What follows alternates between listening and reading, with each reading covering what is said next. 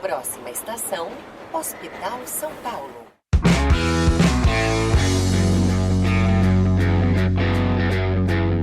Bora para mais um episódio do Projeto R1, esse podcast que eu sou muito fã e que eu amo tanto. E falando em ser fã, eu tô com uma pessoa aqui do meu lado que eu sou extremamente fã. É ele, Marcos Marangoni, um dos nossos hosts do podcast. Meu nome é Daniel Zaidan, sou pediatra formado pela USP São Paulo. Se apresenta aí também, fala um pouquinho de você. Bom, pessoal, eu sou o Marcos Marangoni, uma honra estar aqui ao lado do meu amigo, capacidade inenarrável, assim, um profissional incrível que é o Daniel Zaidan. Daniel Zaidan, um prazer como sempre. Esse é o podcast Rasgação de Seda em tempo real.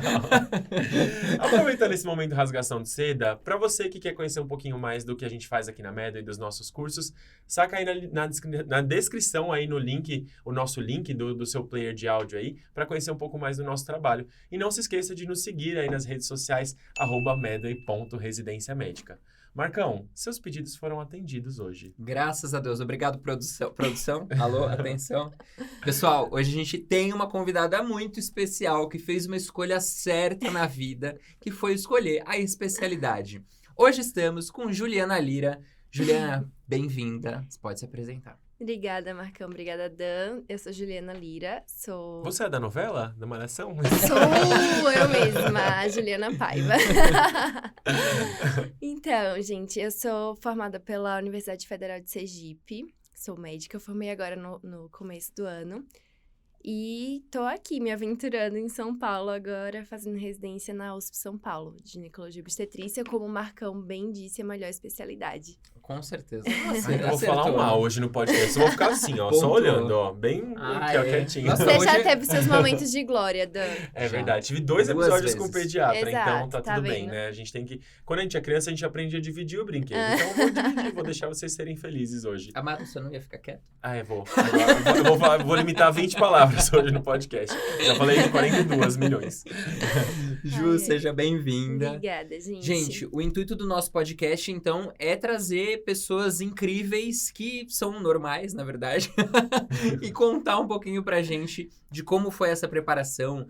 Você não precisa ser nenhum astronauta de outro planeta, né? Talvez a Ju seja, a gente vai descobrir agora. Não. Mas a ideia do podcast é trazer essas vivências que inspiram a gente a conseguir chegar lá, a atingir o nosso sonho também. Ju, conta pra gente como é que foi o início do seu planejamento, quando você começou a pensar em residência.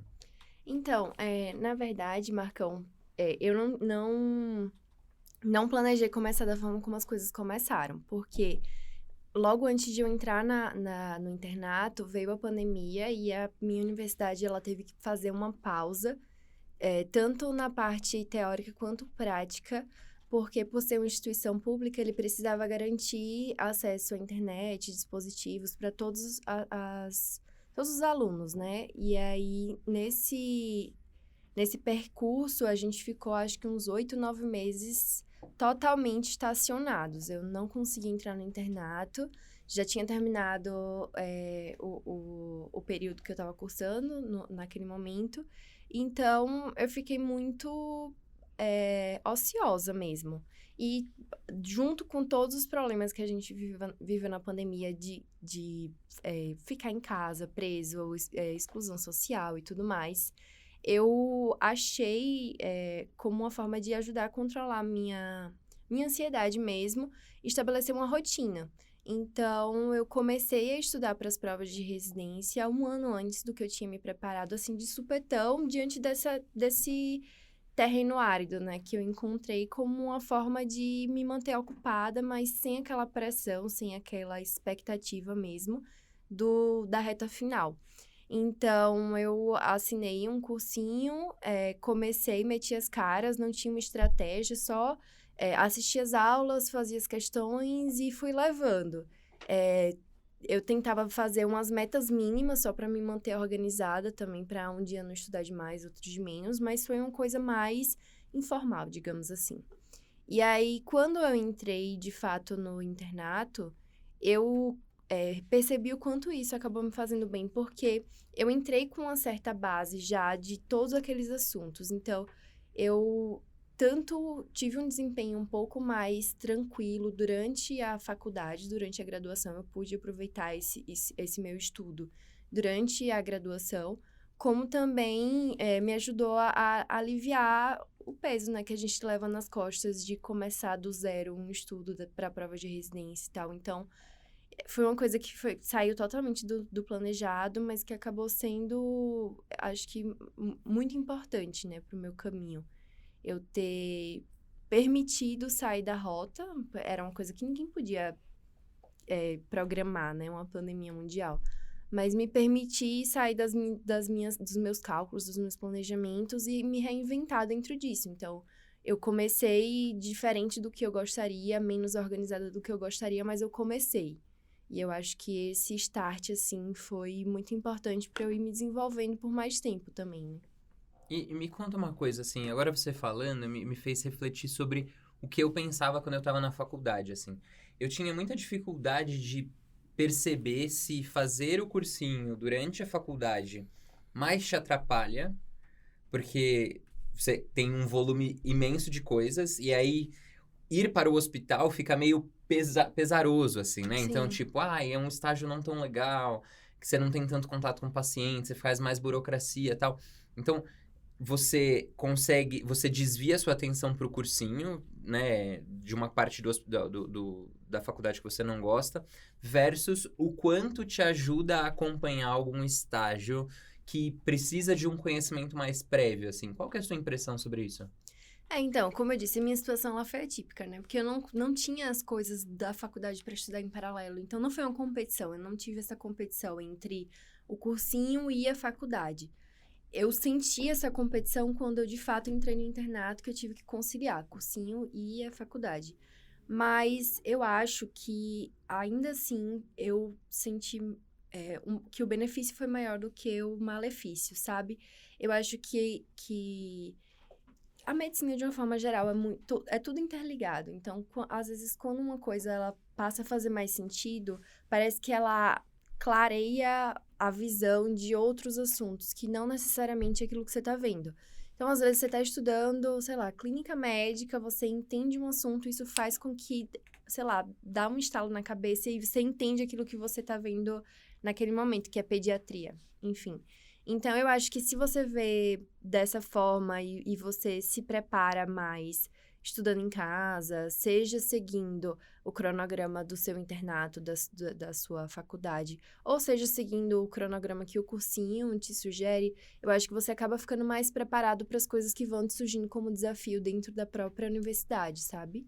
Eu vejo assim dessa forma, pelo menos. Só que eu ainda acho que é importante também ter em mente que não dá para ignorar a faculdade, ignorar sua formação médica em si, para estudar por cursinho, porque no final das contas, você está se formando médico. Se você está pulando a etapa e pensando já só no seu resultado das provas, você vai deixar para trás um monte de coisa que você poderia ter aprendido e solidificado. E assim, até tornado mais fácil você sentar a bunda na cadeira depois e aprender, tendo visto na prática já, né? Tem muito isso do aprendizado pelo afeto, assim, eu aprendo muito, né? Então, você estuda, aí você vê um paciente com aquela patologia, tipo, fixa de uma forma indescritível, assim, né? Exato, Fiquei curioso para saber uma coisa. Você que montava seu planejamento de estudos nessa época ou você seguia algum determinado planejamento já prévio, já feito? Porque, lembrando também da minha época de faculdade, eu não me via com uma maturidade, assim, no quarto ano para encarar eu nunca fui uma pessoa que tinha um planejamento muito rigoroso de estudos, né? Eu faço as coisas na gambiarra e dá certo. Tô brincando. Não, agora eu tomei vergonha na cara e eu tenho. Mas nessa época ainda não tinha uma maturidade para ter um planejamento de estudos, assim, de saber quantas horas eu estava estudando, de dividir Sim. por grande área. E me passou pela cabeça, assim, como que você fazia? Como que era você mesmo que montava? Então, na verdade, meu namorado e muitos amigos meus, eles são um ano a mais são não, né? Eram, que agora eu me formei. Ainda tá difícil ainda cair a ficha, mas eram um ano a mais do que eu na faculdade. E aí, eles começaram um ano antes a estudar, que acabou coincidindo com essa época que eu comecei também por conta da pandemia. E aí, eu já via a experiência deles, via o que dava certo, o que dava errado, o que eles achavam que, sei lá, podia ajudar, enfim. E eu comecei não é bem estudar, porque eu não sentava a bunda na cadeira e abria, mas assim, começava a ver, tipo, podcasts, via as coisas que vocês produziam, via a experiência de outros colegas que estavam passando por aquilo, e fui meio que assimilando as informações e testando como é que funcionava melhor pra mim. Eu sempre fui do tipo que acredita que não existe uma fórmula mágica, não existe, tipo, se você estudar não sei quantas horas na semana, se você ler tantas apostilas, se você fizer 10 mil questões, essa é a fórmula mágica para passar. Eu não acredito nisso, nunca acreditei. Eu fui professora de física e matemática durante a faculdade, e todos os meus alunos do cursinho sempre viravam para mim, assim, aluno de ensino médio ainda mais, né? Porque é mais novinho, ainda não tem tanta maturidade. Virava e ficava assim, qual é a fórmula mágica? E eu sempre disse a mesma coisa. Eu não acredito que existe. Eu acho que tem amigos meus que preferem estudar por apostila e deu tudo super certo para eles. Se eu abrir uma apostila, eu durmo, não adianta. Então, eu acho que a gente tem que ter esse autoconhecimento. Então, nesse período anterior, assim, ao meu estudo de verdade, eu dei essa estudada meio que metodologias de experiência e tal, e fui testando o que funcionava mais comigo. E aí, a partir disso, eu comecei a aplicar e a forma como eu me senti mais confortável foi que eu segui e passei os 2 anos em que eu estudei de verdade, que foram os 2 anos do internato, fazendo rigorosamente aquilo toda semana.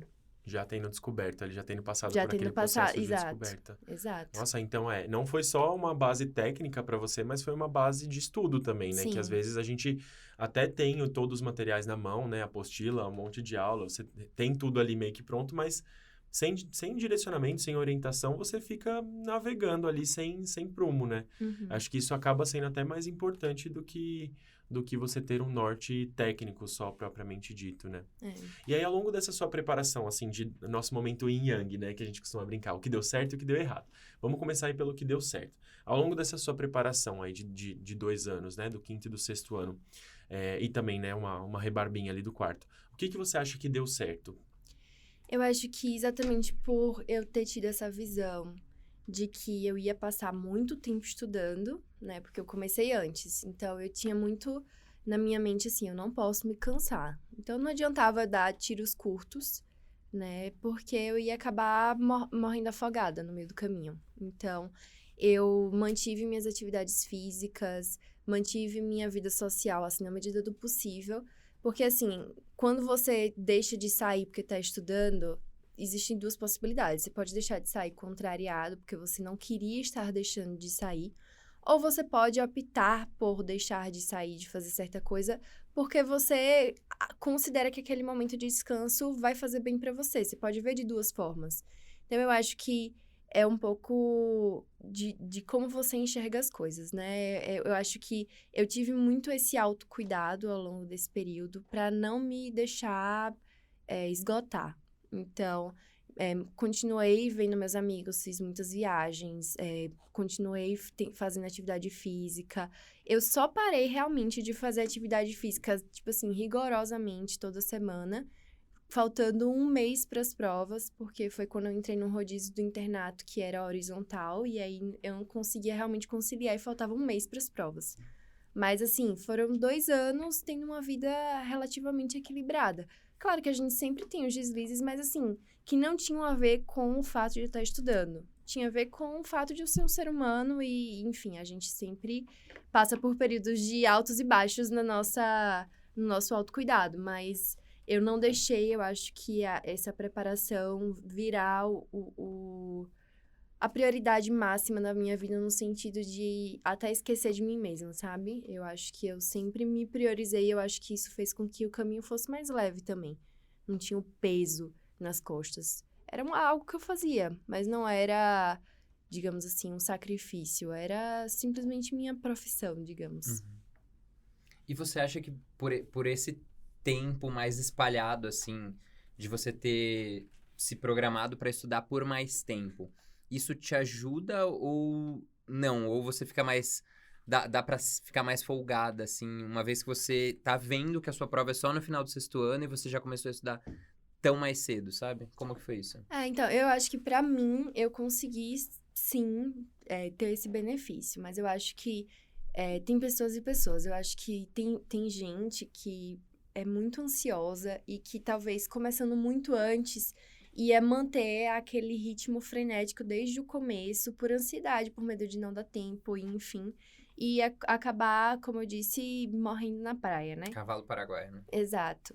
E aí, eu acho que uma coisa que eu considero que é muito importante é assim, a gente não tá fazendo isso pelo objetivo em si, a gente tá fazendo isso pela gente. Então, se a gente se ama a ponto de querer uma coisa porque nos faz bem, a gente tá tomando a decisão correta.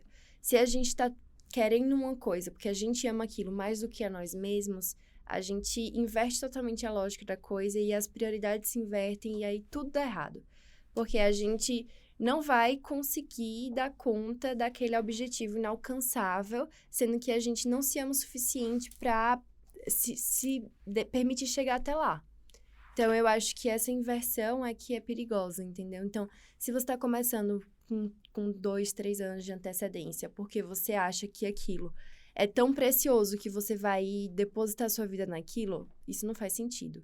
Se você se ama o suficiente e você acha que esse tempo de dedicação a mais é algo que vai te fazer bem, porque você vai te livrar esse peso das costas, aí sim é um propósito válido, entendeu? Eu acho que é um pouco essa forma de pensar que muda a situação. E você já tinha essa consciência desse processo quando você começou? Ou foi algo que veio vindo, ou que você só percebeu depois? Eu acho que a gente sempre tá em crescimento, né? E a gente sempre vai pegando as informações. Mas eu acho que pelo fato de eu ter dado aula para muita gente nesses 6 anos de curso, fez com que eu aprendesse muito com as experiências dos outros. Então, eu vi muitos dos meus alunos extremamente dedicados, mas que não tinham amor próprio nenhum, não tinham autocuidado nenhum e que se sabotavam e chegavam na véspera e botava tudo a perder, todo aquele esforço.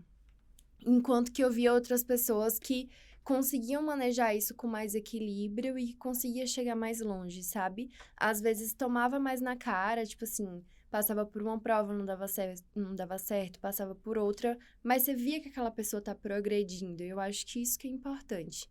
Eu acho que importante nunca pode ser o resultado final, tem que ser realmente, é clichê, mas é o processo.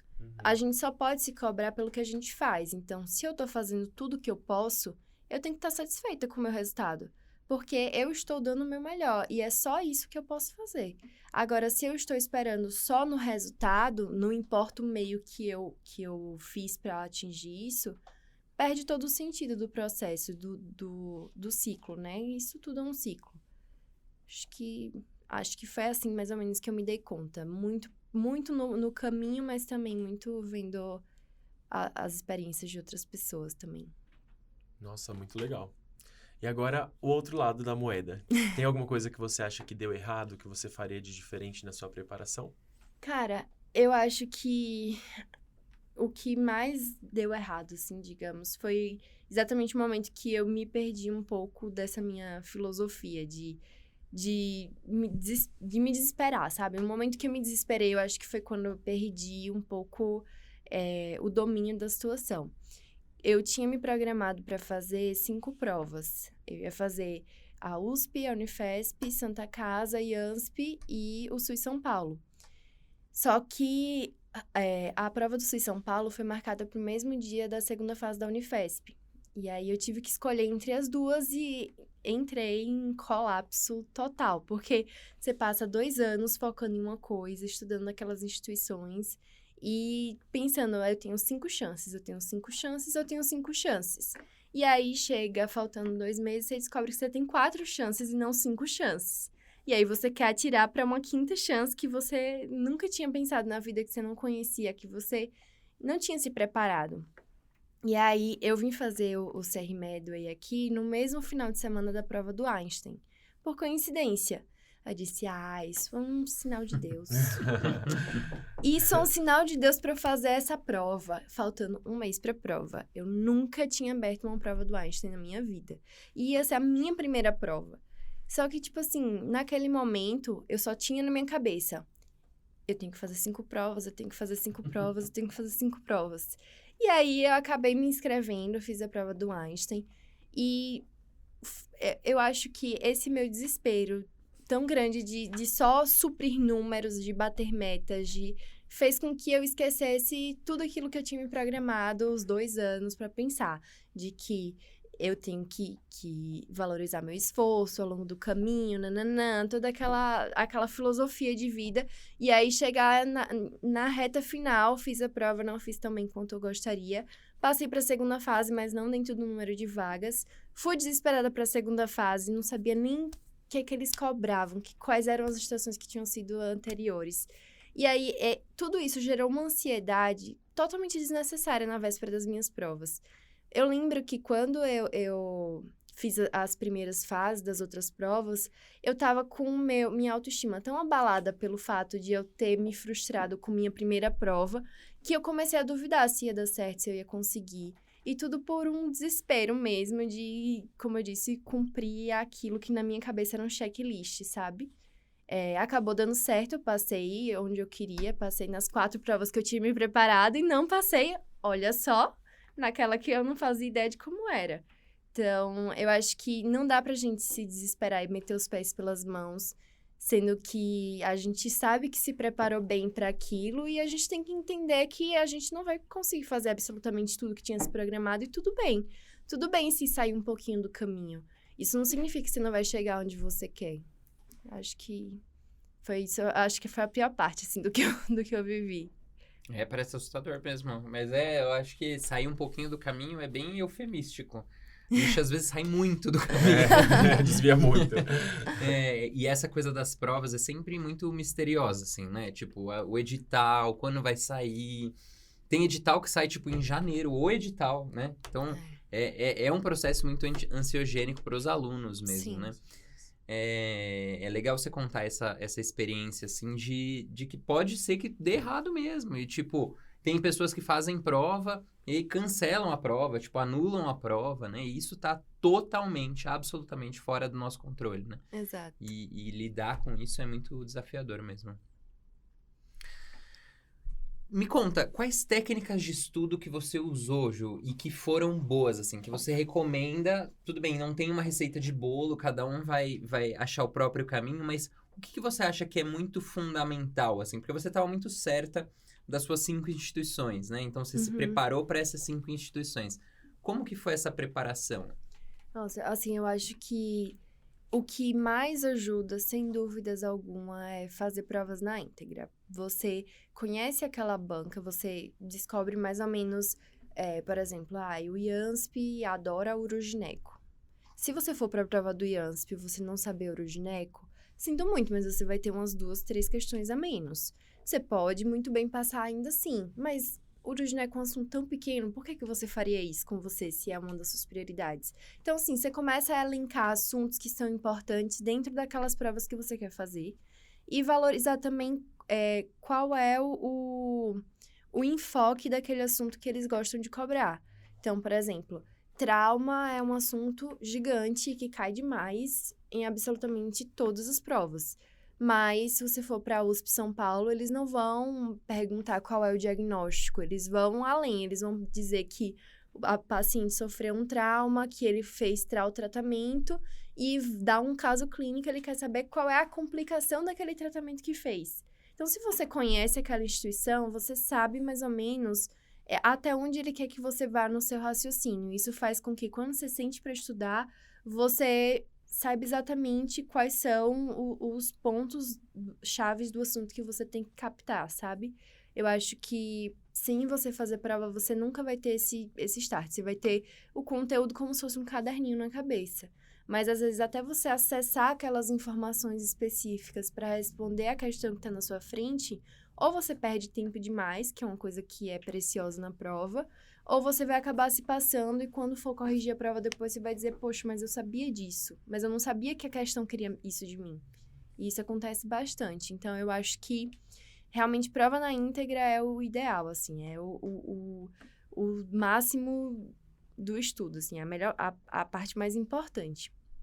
Foi algo que eu tive que que priorizar bastante, assim. Então, eu, desde o primeiro ano de preparação, desde o 5º ano, né, da faculdade, eu fazia provas quinzenais. No 6º ano, eu fazia provas semanais. No 2º semestre, eu fazia 2 provas por semana. E faltando um mês para as provas, eu fazia prova todos os dias. Eu refiz todas as provas das instituições, inclusive na semana. Então, eu pegava assim, final de semana vai ter prova do IANSP. Eu refiz as 5 últimas provas, uma cada dia, porque aí ficava com aquilo fresco na minha cabeça, sabe? E eu acho que isso ajudou demais mesmo. Esse direcionamento de como a instituição cobra o assunto é bem legal, né? Você mesmo teve essa percepção, essa coisa do trauma, assim, foi fazendo questão que você teve essa percepção? Muito fazendo questão e, assim, escutando as pessoas que têm experiência no assunto, que são os cursinhos, enfim. Então, eu sempre... Nossa, até hoje o meu Instagram acha que eu ainda sou concurseira, porque o tanto de conteúdo da Medway que ele entrega todos os dias, porque eu via, assim, havia tudo mesmo. Às vezes é aquele momento morto do seu dia, que você não tá fazendo nada, e aí você assiste aqueles stories ou vê um videozinho rápido, e ele às vezes te dá insights que você pode usar na hora do seu estudo, entendeu? E acaba não cansando também. Você não vai sentar para estudar o Instagram da Medway, mas você pode escutar o que as pessoas que têm experiência nisso têm para te dizer também. Justíssimo. Nossa, muito bom, muito bom. E além disso, assim, você, nos materiais que você tinha, né, da Medway também, você fazia as provas na íntegra e lia os comentários e depois tirava dúvida nas aulas, nas apostilas? Você falou que não era muito de apostila, né? Como que era essa sua dinâmica entre os tipos de material de estudo? Você fazia essa intercambiabilidade? Existe essa palavra? Se não existia, agora passa a existir. Passa a existir. Então, minhas provas eu fiz assim, desde o começo. Eu imprimia elas, respondia na mão, com uma cor de uma caneta específica. Pediatria. Voltou. Achei uma mecha Um link. pediátrica. O link. Então, com uma corzinha específica, tipo assim, eu estou respondendo essa prova de roxo. Então, tudo que eu pensei durante a prova, eu vou registrar de roxo. Então, eu escrevia palavras-chave, coisas que me ajudaram a chegar naquela resposta. Bem rápido mesmo, assim, bem objetivo, tipo, palavras-chave soltas. Quando eu ia corrigir, eu pegava uma caneta de outra cor, escrevia as palavras-chave corretas. Porque o que acontece é que, às vezes, se você corrigir só as questões erradas, tem questão, gente, que a gente acerta pensando errado. A gente acerta porque a gente achou que estava falando sobre X e estava falando sobre Y. E se você não estudar isso, quando ele cobrar um pouquinho diferente, você vai errar. Então, eu revisava todas as questões, as certas e as erradas, escrevia pequenos comentários, né, nessa minha prova impressa, e guardei todas as provas, como se fosse uma apostilas, assim. E aí, quando chegou nas vésperas de cada prova, como eu disse, né, eu fiz uma prova por dia. Então, quando eu fazia a prova, em vez de eu voltar para o material, para a apostila, para os comentários do cursinho, eu pegava aquela prova que eu já fiz e eu comparava minhas respostas. Eu lia só as palavras-chave. Isso me ajudava tanto a ver minha evolução, tipo assim, essa questão, quando eu fiz primeiro, eu errei porque eu pensei isso e agora eu entendi esse assunto porque fala sobre isso. Como também, nossa, eu conseguia revisar uma prova em 20 minutos. Porque eu tinha acabado de fazer a prova, eu já tinha corrigido aquela mesma prova, e eu tinha as palavras-chave só que eu precisava saber só para bater o olho e identificar quais foram as falhas daquela nova revisão, entendeu? E eu acho que me ajudou bastante, assim, tornou o processo bem mais dinâmico. E as provas você gostava de fazer... Você estudava mais de forma individual ou você gostava de estudar com mais pessoas? Eu tinha um grupo de amigos que se reunia aos domingos, só que não era uma reunião pra gente debater. A gente fazia isso mais como uma forma de um ajudar o outro a ter aquela rotina. Checkpoint, assim. Isso, sem tornar pesado. Então, assim, a gente se reunia, era um horário ameno, a gente se encontrava às 9 da manhã, não era tão cansativo assim. Estudava até umas 1, que era mais ou menos às 4 horas da prova. E aí, depois que acabava, saía junto, pedia comida, ficava junto, batendo papo. Se durante o estudo surgisse alguma dúvida e tal, um perguntava pro outro e ajudava, mas o objetivo do grupo era mais para tornar aquele momento de estudo, que geralmente é maçante, mais divertido. E não necessariamente fazer uma discussão e tal. Porque às vezes eu acho também que pode dar super certo. Você tem um grupo que é muito congruente com você. mas às vezes o grupo não é tão congruente, às vezes o grupo tem umas facilidades em um tema e dificuldades em temas diferentes, e aí você perde muito tempo em um tema que você tem facilidade, mas que o seu amigo não tem, e vice-versa, e acaba que às vezes não é tão produtivo. Não foi o que aconteceu comigo, assim, a gente conseguiu levar isso muito bem. E todos do meu grupinho foram aprovados. Manda um beijo pra eles, então, aproveita. Beijo, gente, obrigada pela ajuda.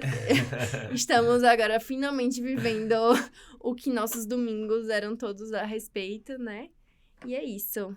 Eu acho que ajuda bastante ter uma rede de apoio também, né? Eu pergunto até porque tem uns alunos da Medway agora que vêm esporadicamente aqui no escritório mesmo e fazem prova e discutem uma prova, assim.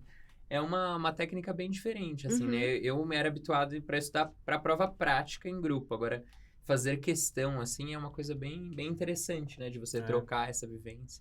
Tem gente que não consegue estudar com outras pessoas perto, mas tem gente que acho que precisa desse contato humano, né? E eu acho que se permitir fazer isso, se permitir explorar essas outras técnicas... Eu, por exemplo, sou uma pessoa que precisa muito ter um exemplo ali perto de mim para eu poder me manter focado. Eu até tava brincando com o Marcão que às vezes eu fico vendo vídeo no TikTok de um negócio que chama #StudyTalk. Eu tô falando aqui, mas não é pra recomendar, porque o TikTok é uma caverna do dragão. Você entra e nunca mais sai. Mas não as pessoas, cara, eu acho muito... a dica do dia, eu nunca consegui entrar, porque quando virou uma febre, eu estava estudando e agora eu sou residente. Então. Não faça isso. Que quando você entra no algoritmo, acabar. Você nunca mais sai. Não, e assim, umas pessoas que filmam, assim, a rotina delas mesmas acordando, sei lá, é um pouco tóxico às vezes, né? Tipo, 4:30 da manhã e organizando a rotina, estudando. E pra mim, assim, quando eu me sinto um pouco desmotivado, ver isso acaba me motivando também. Porque eu falo, poxa, vou começar a fazer isso também. Então, acho que ter esse exemplo, ter esse espelho também junto, não necessariamente através do TikTok, mas junto com amigos, com pessoas que você compartilha a rotina, acaba aliviando muito, né? Sim. Essa parte. Você divide a angústia, você estuda junto, às vezes tem alguma dúvida mesmo. E desse pessoal que você estudava, todos vocês queriam vir para São Paulo? Não, nem todos. Tinham uns que queriam ficar em casa, né? Nós somos de Sergipe. E conseguiram ficar lá nas instituições que queriam, outros queriam vir pra cá, e enfim. Tem gente espalhada... Na verdade, a maioria ficou ou aqui ou lá, mas espalhada nas mais diversas instituições e especialidades diferentes também. Que legal. Como que você decidiu que você queria vir pra cá? Sempre foi um sonho, desde aquele comecinho? Então, na verdade, eu troquei um sonho pelo outro, porque quando eu entrei na faculdade, ainda existia muito aquela cultura de que residência era só em São Paulo. Uma residência decente era só em São Paulo. E eu entrei com essa mentalidade e eu acreditava piamente que isso era verdade. Essa era a minha verdade naquele momento. E aí eu fui vivendo, fui passando os anos, fui amadurecendo, fui vendo o exemplo de outros colegas, fui vendo professores excelentes que tinham vindo das mais diversas instituições. E eu comecei a dizer, assim, me questionar e ver que isso não fazia muito sentido, né? Que não existe só São Paulo. A gente estava até brincando lá fora. Não existe só... Existe Nordeste, existem as capitais do Nordeste, existem vários lugares. Recomendo muito, gente, que vocês saibam as capitais dos estados, né? Do nosso país. O shade. E é isso. E aí, quando a gente vai amadurecendo, você vai vendo que existem outros horizontes. E aí, eu comecei a me questionar se eu realmente queria vir pra cá ou se era só fruto desse sonho original que era baseado numa ilusão, né? Só que, pelas experiências que eu tive na minha faculdade, e pelo fato também de eu ter dado aula por 6 anos, pelo fato de eu vir de uma família de professores, sempre teve em mim esse gostinho de assim, pela docência, sabe? Eu sempre quis seguir um pouco desse caminho da pesquisa científica, da parte mais acadêmica. E eu sentia que vir para uma grande instituição abriria as portas para esse mundo, que é um mundo um pouco fora do assistencialismo. Eu acho que a assistência, ela pode ser muito bem prestada nos mais diversos locais. Sendo que, às vezes, para pesquisa, você precisa de verba, você precisa de recurso, você precisa de N de pacientes. Então, Sergipe é um estado pequeno. Se eu pego uma doença que tem 1% da população, esse 1% vai ser um N muito pequeno para o que eu quero estudar. Se eu venho aqui para São Paulo, que tem não sei quantos milhões de habitantes, esse 1% me dá um ambulatório que não para de entrar paciente. Então, eu acho que tudo isso influencia para o fato daqui ser um grande polo de pesquisa, aqui ser um grande polo científico. E aí foi nesse momento que eu vi que não, realmente eu queria vir aqui para São Paulo, mas não mais pelos mesmos motivos de antes. Por isso que eu digo que eu troquei um sonho pelo outro, mas foi nesse sentido de amadurecimento mesmo, de ver que existia um mundo fora São Paulo, existia um mundo muito bom fora São Paulo, mas que as minhas expectativas seriam mais bem preenchidas aqui. É legal que você passou por esse momento de reflexão, né? Eu acho que para fazer uma preparação que faça sentido, né? Quando você está prestando a prova de residência, sendo um momento que você dedica uma boa parte do seu tempo e tem todo esse sacrifício, você precisa ter uma etapa de escolha que você tem que refletir tanto em relação a qual instituição que eu quero fazer, qual determinada instituição que eu quero fazer, quanto determinados valores que você tem que você não abriria mão, que você não abriria mão em troca de qualquer outra coisa. Acho que Exato. muitas das pessoas que têm o sonho, às vezes, de vir para São Paulo ou de São Paulo para outras instituições, né, não importa, mas mudar de onde está, acaba fazendo isso, por vezes, sem colocar os próprios valores nessa curva, né? Então, é comum da gente ver momentos de insight que a pessoa fala, não, eu estava estudando para ir para determinada instituição, e aí, de repente, eu percebi que o que eu queria era ficar aqui onde eu tô. Em casa. Ficar Sim. perto da minha família, ficar perto dos meus pais, ficar perto do meu namorado, da minha namorada. Acho que você começar a analisar também o que você quer pro seu futuro, e isso tanto em termos de instituição quanto em termos de especialidade também, eu acho que é muito, muito verdade. Você resgatar os seus próprios valores te proporciona um autoconhecimento que com certeza vai te fazer enxergar um pouco mais de sentido no seu caminho. E aí tira aquele peso de ser justamente o que você falou. Eu concordo muito com você quando você diz que o objetivo e a felicidade não pode estar no resultado final, tem que estar no processo, né? Exato. Senão realmente fica algo que é isolado, Sim, algo que é algo vazio. vazio, exato. Exato, muito bom. Concordo muito com você nesse sentido. Ju, me conta, se você pudesse dar um conselho para quem tá estudando esse ano, assim, uma coisa que você queria ter ouvido. Mira na câmera e acerta o coração dos nossos ouvintes com a sua mensagem.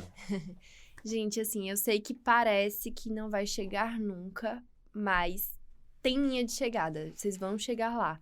Então, no momento, o que vocês podem fazer é se preocupar com tornar o caminho o mais tranquilo possível. E isso não necessariamente vai encurtar ou prolongar a linha de chegada. Só vai tornar essa trajetória mais bonita para você olhar para trás depois e ter orgulho do que você fez. Isso. Gente, eu vou gravar isso pra mim. Nossa, que lindo, né? Temos muito a aprender. Temos muito a evoluir, né, Daniel Zaidan? Sempre, todas as vezes, com certeza. A gente não é o que a gente quer ser. Não é. Daniel Zaidan, no primeiro episódio, o Ju, ele veio com uma camisa escrita No Rain, No Flowers. No Rain, Ai, No eu Flowers. vi, dos meus amigos. Nossa, Sergipe trazendo, ó, A creme de Universidade la creme, Federal só. de Sergipe, meu anjo. Tá Ah, aqui, tá ó. Nossa, fina tá flor aqui, da ó, elite. é ali. Elite. É ali. Muito Ai. bom, Ju. Muito bom mesmo. Mais alguma coisa que você queira contar pra gente que você acha importante pra alguém que vai nos ouvir, de coisas que deram certo, que deram errado, que você faria de diferente, que você repetiria? Na verdade, só esse negócio da Universidade Federal de Sergipe me lembrou só de uma situação que eu vivi nas provas de residência. Que quando eu vim pra cá pro CR Medway, eu tinha na cabeça de que a entrevista ia ser, assim, a parte mais tranquila, porque não era uma coisa que você ia sentar, você ia estudar, você, enfim, eu normalmente não sou uma pessoa muito nervosa, eu consigo trocar ideia com as pessoas de uma forma ok, assim, né? Eu não travo tanto. E aí, quando eu fui pra entrevista no CR Medway, eu fui detonada. Eu chorei. Eu saí pra estação seguinte e eu tinha tantas lágrimas nos meus olhos que eu não conseguia ler o comando da estação. Tipo assim, eu fiquei me sentindo a pessoa mais despropositada do universo, porque eu falei, gente, mas eu não me preparei pra isso. Todo mundo que tá aqui é muito bom. Todo mundo que tá aqui, tipo assim, se esforçou nos mínimos detalhes pra estar nesse lugar e tal, enfim. E aí, no final de tudo, vocês sempre fazem aquela conversa com a gente, né, pra dar um feedback e tal, enfim. E aí, vocês falaram várias coisas que me tocaram, né, no sentido de que A gente não pode subestimar nenhuma etapa do processo, porque a gente estaria sendo prepotente e a gente se perde nesses momentos. E aí eu cheguei em casa, sentei a bunda na cadeira, assisti todos os vídeos da preparação para as entrevistas. E eu falei, olha, pode ser até que não gostem de mim, mas pelo menos agora eu sei que eu fiz a minha parte. E aí eu acho que isso tira aquele peso das costas que eu já falei de antes. Quando a gente faz o que a gente podia, beleza, bola pra frente. Se der certo, ótimo. Se não der, não está ao nosso alcance, não está no nosso controle. E aí quando eu cheguei na entrevista de uma das instituições... A primeira coisa que o chefe da banca falou foi: quer dizer que você veio da Universidade Federal de Sergipe, o menor estado da nação. Aí eu não segurei minha língua na hora e disparei. Pode ser muito pequeno em tamanho, mas pela quantidade de gente que a gente tem aqui representando a UFES, acho que tá bem grandinho, hein? São Paulo que se cuide. No meio da prova de entrevista. No meio da prova de entrevista. Todo mundo se olhou assim, e aí eu fiquei, gente, por que minha língua não tem controle? Minha língua é igual chicote. Sendo que, tipo assim, eu falei isso meio que de uma forma descontraída, e eu acho que a banca encarou isso como uma confiança, mas uma confiança, assim, respeitosa, entendeu? Não foi no sentido de desafiar o que ele tava falando, mas assim, eu tava valorizando minhas origens, eu tenho muito orgulho de onde eu venho, e eu tenho muita confiança de que minha universidade me preparou pra eu chegar onde eu quisesse. E aí, quando saiu o resultado da nota, eu tinha tirado um notão, assim. E eu fiquei só na minha cabeça pensando, valeu todas as lágrimas, John. Só para contextualizar para os nossos ouvintes, né? O CR Medway, a gente tem nosso curso online, nossa modalidade presencial. E aí, dentro da modalidade presencial, que são 2 dias de imersão em preparação em prova prática, modelo tipo OSCE, multimídia, a gente tem um momento que é a simulação de entrevista. Não vou dar mais spoilers do que acho que deu para sentir mais ou menos essa sensação. O que eu posso dizer é, geralmente quem faz a entrevista é o John, nosso professor da preventiva, que ele é um querido, né? Mas geralmente depois da entrevista, o John costuma almoçar sozinho. Ele é menos querido. Cai um pouquinho a popularidade, por assim dizer. Mas eu acho que é muito de um momento de você criar uma casca grossa, né? Porque Sim. a gente simular esse momento te prepara para momentos que às vezes você travaria. Eu acho que se eu não tivesse vivido isso antes, e eu chegasse nesse momento e alguém me desse, tipo, uma alfinetadazinha, eu acho que eu travaria. Tipo assim, eu não ia conseguir desenvolver, eu não ia conseguir ter confiança pra, tipo assim, bola pra frente, segue o jogo e é isso. Acho que todos nós temos algum momento dentro das entrevistas, né? Que você ficou mais tenso, mais nervoso, mais retesado, assim, que acho que eu vejo muito valor nessa preparação pré do CR Medway, que é justamente para deixar vocês deixar quem está se preparando, quem está ali no curso, um pouquinho mais casca grossa para encarar. Porque acontece na vida real, né? Acontece. Não, e eu acho que a gente encara muito pouco como uma entrevista de emprego mesmo, né? A gente vai meio pueril, assim, Exato. tipo, meio, eu vou flores, né? Passear. Que lindo. Tirar o blazer Entrevista de Miss Brasil, né? Tirar o blazer do guarda-roupa. Exato. Vamos pôr uma gravata, que gostoso, né? E aí, quando você chega lá, é tipo uma entrevista. E a gente nunca fez uma entrevista de emprego, a maioria de nós, né? Sim. Nunca fez uma entrevista de emprego, né? A gente nunca se submeteu a uma entrevista, a ser questionado, né? Então, eu acho o CR traz esse... Oi, amado, é uma entrevista Esse de emprego. chacoalho. Né? Se venda, gato. Se venda, tá na hora de a gente Eu acho que saber. você fez uma coisa muito legal, que foi se vender de uma forma não arrogante, mas de uma forma, tô aqui. Sim, exato. E se você não quiser, estou posicionamento. aqui. Eu sou Sergipe. Muito bom, gostei. Respeita meu estado. Perfeito. Justíssimo. Gostei Muito bom, Ju. Muito legal conversar com você. Parabéns pela sua história. Parabéns por ter chegado onde você chegou com tanta consciência do trajeto, assim. Eu acho que isso é uma das coisas mais difíceis de acontecer, na verdade. Geralmente a gente vai andando com as pessoas, né? Com a vida. E você com essa consciência do... aproveito o trajeto, de eu sei o que é melhor pra mim. Acho que foi bem bonito, assim. Me tocou bastante. Muito obrigado. Obrigada a vocês, foi muito bom. Até porque, como eu tava dizendo, né? A gente passa um ano inteiro tendo a Medway como favorito no Instagram, que quando a gente se conhece pessoalmente, parece que a gente se conhece há muitos anos, assim. É muito legal estar aqui. Volte sempre. É muito bom. Bom, Ju, agora a gente tem nosso momento, que é já nos finalmente aqui do episódio, que é o nosso momento de dica do dia. É um momento que você dá uma dica para os nossos ouvintes e pra gente também, né? A gente aproveita muito as dicas do dia. Já comprei vários livros que indicaram aqui, viu? Eu assisti o documentário que você indicou na última. gostou? Da Brené Brown. Eu gostei. Muito bom, Da muito bom. vulnerabilidade. A Coragem de Ser Imperfeito. É um faço livro, a na verdade, recomendação. né, da Brené Brown. Eu recomendei no último. Era um TED Talk da Brené Brown, que ela fala sobre essa vulnerabilidade. Sim. E que virou depois um documentário na Netflix. E que tem um livro também que é muito bacana. E eu geralmente consumo todas as dicas daqui. Né? As suas, as dos convidados também, muito bom. Joia. Então, se você quiser compartilhar, varia o que passar pela sua cabeça. Sim. Dicas de saúde mental, dicas de coisas pra Estudo, de não desopilar, estudo de não estudo. Se quiser dar dica pra não baixar o TikTok, eu já vou dar minha primeira dica A aqui, sua porque dica já é vai essa, embora. né? A carga mental já vai embora, desliza ali. Mas fica à vontade, pode começar.